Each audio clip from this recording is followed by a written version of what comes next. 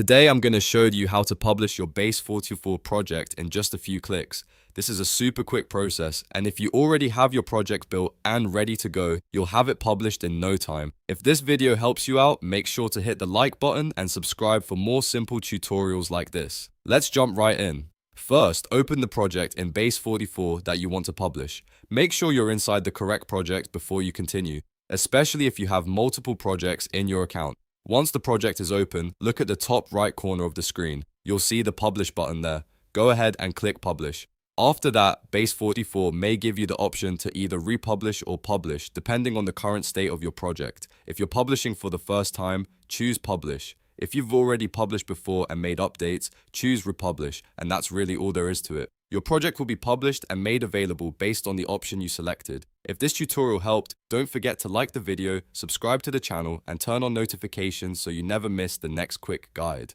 Thanks for watching, and I'll see you in the next one.